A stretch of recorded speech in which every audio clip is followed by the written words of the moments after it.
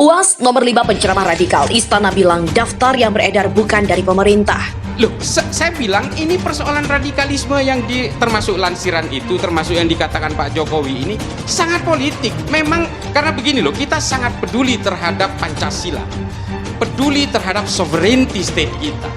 Kita sangat peduli terhadap tegaknya Pancasila ini. Tetapi kenapa yang disebut hanya penceramah?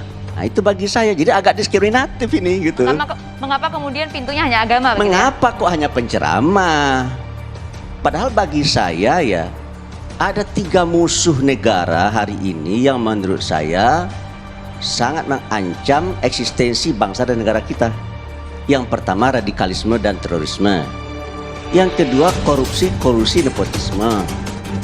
Kemudian yang ketiga adalah tentang paham-paham yang tidak sesuai dengan Pancasila. Negara tentang memanggil penceramah yang radikal ini sudah saya sampaikan kepada seluruh jajaran dan cari penceramah yang nasionalismenya tinggi, lebih banyak Gitu kan? Dan di sini di poin 1 saya lihat Pak Nur Wahid menyatakan ya setidaknya ada 5 ciri penceramah radikal. Satu, mengajarkan ajaran yang anti Pancasila. Mesti dia bilang juga gini. Menyatakan setidaknya ada 5 ciri dosen yang radikal. Ada juga mungkin barangkali ada 5 ciri pejabat yang radikal karena mengajarkan ajarannya anti Pancasila gitu. Tapi kenapa kok hanya penceramah saja? Ini diskriminatif.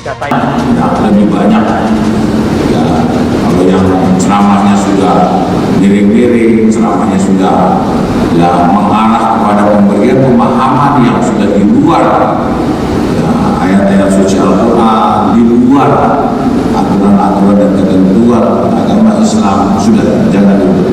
Menyikapi list daftar ustadz-ustadz radikal yang beredar beberapa hari ini ada 3 yang paling penting. Yang pertama, pastikan apakah ini hoax atau hak.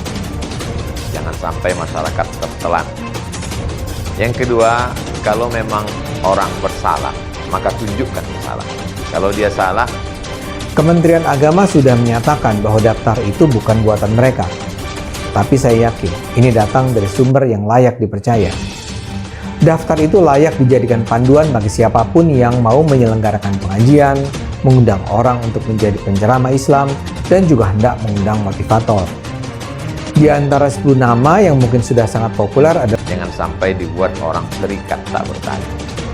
Yang ketiga, masyarakat yang sedang sakit itu biasanya lebih sensitif. Masalahnya bukan pada itu, tapi bisa jadi ia hanya akan menjadi pemicu, maka berhati-hatilah. adalah Felix, Abdul Somad, dan Ismail Yusanto. Tapi yang lain pun sebenarnya juga adalah orang-orang berpengaruh. Layak juga dicatat, tidak semua nama yang tercantum adalah mereka yang dikenal sebagai penceramah radikal. Sebagian dari nama yang disebut lazim tampil dengan gaya lembut dan seolah mencerahkan. Bukan hanya tipe ustadz yang memaki-maki. Namun justru karena itu, daftar ini jadi penting. Daftar nama-nama penceramah intoleran dan radikal yang viral tersebar melalui pesan berantai di WhatsApp ditanggapi Istana.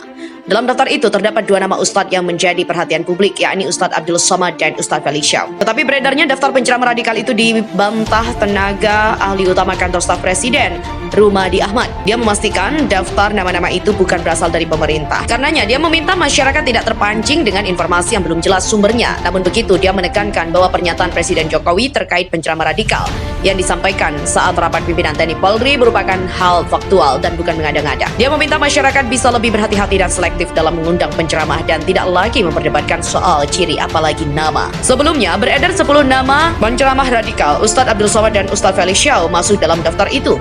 Ada pula nama Ismail Yusanto urutan pertama, Ustadz Felix Xiao di urutan kedua, dan Ustadz Abdul Somad di urutan kelima.